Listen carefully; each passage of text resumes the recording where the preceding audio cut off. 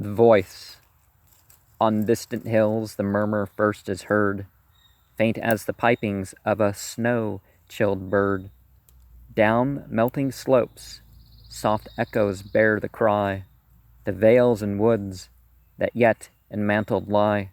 At night the stars with milder lustre shine, and through the deeps convey the auspicious sign. From all the land a mystic vapor springs, while by the opening rill a presence sings. Majestic trees unspoken calls avow, and subtle juices fill each tingling bough. Heaven and earth attend the rising lay, and own in Pan a greater power than they. Poor timid souls, who tediously have said, from pin and pulpit, mighty Pan is dead. Dulled with the darkness of a mystic creed, they see the truth, but seeing, fail to read. For them in vain the vernal breezes stir. Northward in vain the leathered wanderers were. Deaf with their doctrines, blind with their belief, amid such joys they whine in pious grief. But yesterday, within a willowed dell, I heard the fawns their precious secrets tell. In melting streams I saw the naiads wake, and spy a satyr in the budding brake, sweet at the dusk, beneath the young moonbeams dim. All the wild scene intoned a pagan hymn. The mountains sang as from their snowy shrouds they sprang in loveliness to greet the clouds. The plains responded as they cast aside the graceless garments of the winter tide. Groves swayed in music, and the dryad throng joined with the bubbling fountains, liquid song, while far away the never-silent sea added the notes it learned in Arcady. But hark, o'er every voice that softly blends, a deeper note, a wilder hymn ascends. Westward from shores where broken columns lie, a call of antique beauty rides the sky.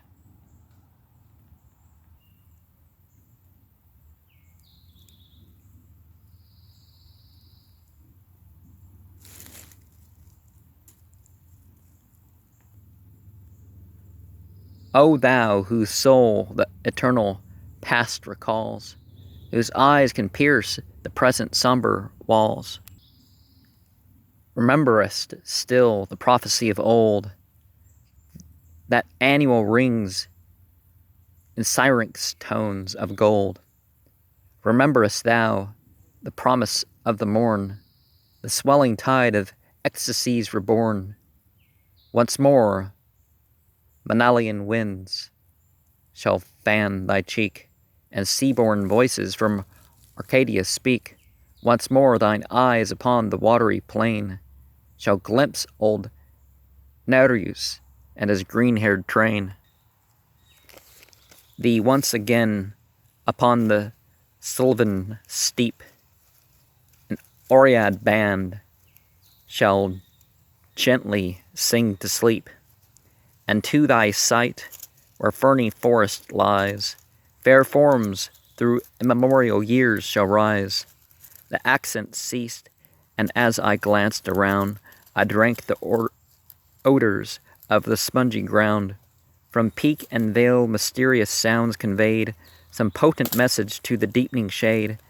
Thus sinking moon unusual shadows threw, and formless beings rove the spangled blue. On every hand strange memories filled the air.